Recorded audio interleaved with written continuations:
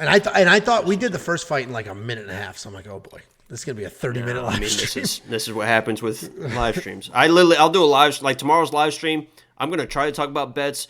We last week it was like an hour and a half of talking about bet. I think I talked about 2 fights. We talk about so much just random shit, just off on a tangent. It is crazy. Oh yeah, no, nothing I love more than seeing you on the Fight Pick channel. I was gonna say, if that's not a sales pitch, I don't know what it is. Join tomorrow. We are not gonna talk about the fights. And we're going to open cards.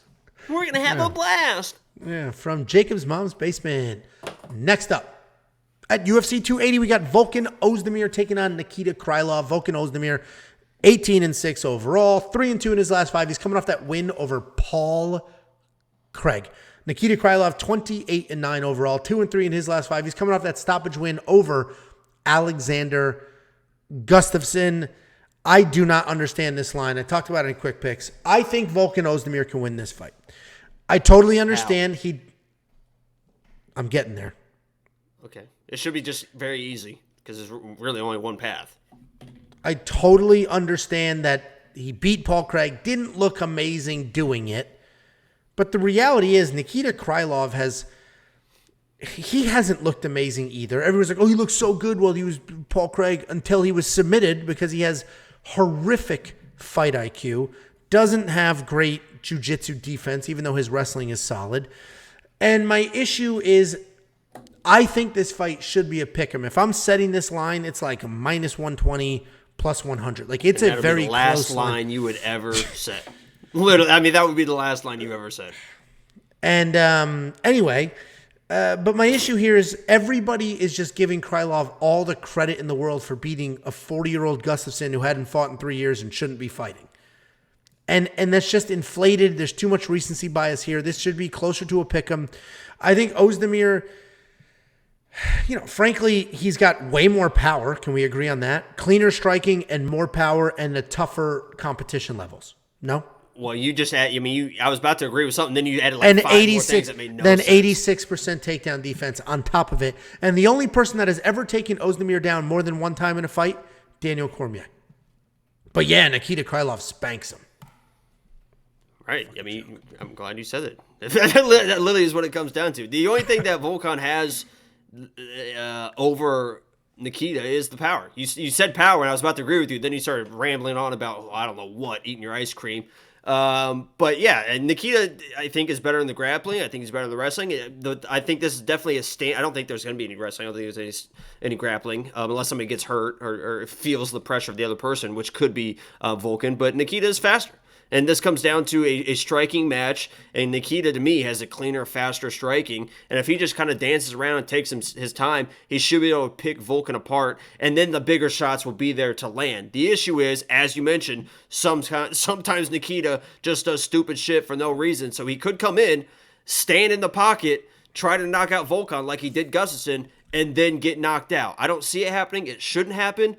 But it could happen, and as you mentioned, Volkan does have the power in this matchup. So I'm actually pretty confident in Nikita. I actually like the odds that they're playing at. I even took it a step further and did a -3.5 on him because I think that he should be able to dominate every single round. He should be able to dominate every single round. The only reason that's not terrible is because I don't think he'll dominate every single round. I think if he wins, there's a finish. If he wins, I think there's a finish. Well, even if there's not a finish because Volkan is tough, but Volkan is so low volume that I don't have to worry about Nikita getting overwhelmed. Like we saw Victor Henry, we saw Mana almost happen to him too as well. They almost got overwhelmed and lost rounds that way. I don't think I have to worry about that with Volkan. I think Nikita is going to have the pace, pressure, and the volume. I just have to worry about Nikita maybe getting dropped around, right? Because Volkan does have that power. That's the only thing that really scares me is he gets dropped, and now all of a sudden he just won a round, and now I'm screwed for my bet. So that's what I'm most worried about. Yeah, no, listen, I hear you. I think, I like Oezdemir. I like $7,600. You need a couple underdogs. I think he's solid at $7,600. You're right, he is low volume. But he's a tough guy. He's got heavy hands, really good takedown defense. He's got the better level of competition. He has fought better people. And obviously, Gustafsson's an all-timer, but Gustafsson, not when he fought Nikita Krylov. So I like Oezdemir. You like Krylov. And I'm not saying Oezdemir dominates. My bigger issue is I think this line is a little crazy. I think this Does fighting good people matter if you don't beat them? Let me pull up his record. He has beaten good people. He has beaten better people than Nikita Krylov. He First beat of all, Latifi. okay. He won a Did split Nikita decision Krylov versus beat Rocket. Paul Craig? I'm trying to remember. Did Nikita Krylov beat Paul Craig? No. Oh, wow. You're going to play the MMA math game. Okay. I am. He beat He Alexander lost to Racic. DC. He lost to Anthony Smith. He beat lost to Dominic Alexander. Reyes. He beat lost to Alexander Jiri. Racic when lost he to was 12 Ankalov. and 1. Yeah, this is what I thought. He lost to Kelly Nunison. That's what I thought. That's what I thought.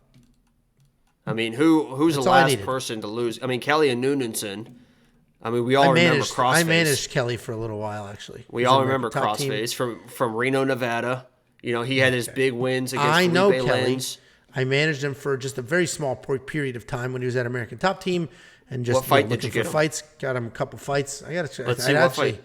I honestly Let's have see. to look it up. It's been years. Hold on. Palmetto Boxing Promotions, Lions FC, Fight Time 12. We're going Bellator? 12 years. 12 years. It was a Bellator fight. Hold on. Well, he fought Volkan in Bellator. So you No, might have gotten that Volkan a that loss. would've So you hold on. contributed to one of these. You believe in No, Volkan, and it you wasn't that. contributed to one of the losses for the fighter that you are picking. Jury and judge, I rest my case. Just shut up. Talk about DraftKings while I look this up because now I'm curious. Ma'am. Ma'am. Yeah, Krylov's probably in my line. Let me check it. $8,600, probably good value. Let me check. He's not in my lineup. This is actually lineup that I'm looking at right now. I'm not sure if it's actually my lineup. I don't remember setting this lineup because I feel like Krylov is pretty good value, but he's not in there. Right now I have TJ, Dobson, Islam, Makayev, Godzi, and Piotr Yan. He's not in my lineup. I feel like he's pretty good value though. $8,600. It's a lot of money. It's a lot of money. You're the one that Anyway, said that if he wins, he's probably gonna get a finish. So and he will likely get finished in a loss as well because that's his thing too. Loves getting finished. Loves it. 64-57 in Monkey Knife Fight. What do you think? less, more maybe, but probably less. I guess I don't know. It's hard telling. Chris is getting sneaky with those lines. He is getting sneaky with the lines, which is why I prefer Knockout Kings for Monkey Knife Fight. So if you don't know what Monkey Knife Fight is, it's daily fantasy. All you do is say more or less on strike lines. Frankly, I've been staying away unless those lines are like stupid bad, which they have not been. I prefer the Knockout Kings. You pick any three fighters. If one of them wins by KO or TKO, you get paid. Two, you get paid even more.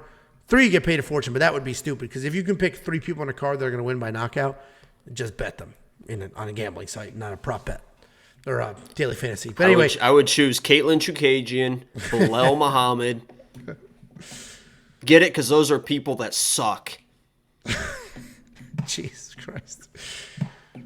You're typical Jacob. Anyway, we own picks.com/MKF. You want to sub for Monkey Knife Fight. They'll instantly match your deposit.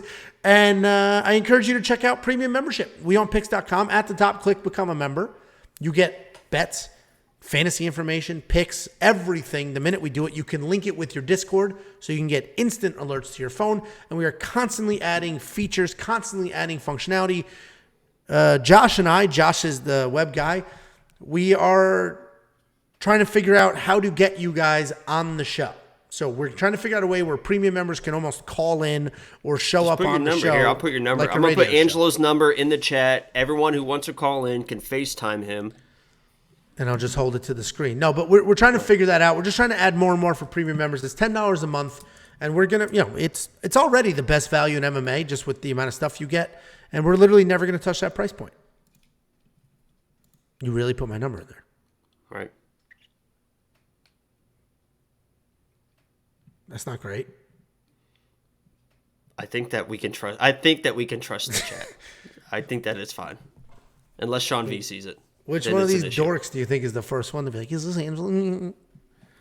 Because it's always a dork at first. Always. Your voicemail, hello, you have reached and then Angelo Bonade. Then it's a penis pic for sure. Right after it. First it's a dork, like, hello, giggle, hang up. Then dick pic. Then it's Sean V. Hey, Angelo. Just sitting in the bathtub. That's not his voice. You think that Muppet has a voice like that? Absolutely not. Start over. Sitting in the bathtub, eating my mac and cheese. Yeah, it's that. Yeah, that's probably. Mom made mac and cheese, Angela. I've never seen somebody crave more negative attention in my entire life. It's embarrassing. It is weird. Anyway,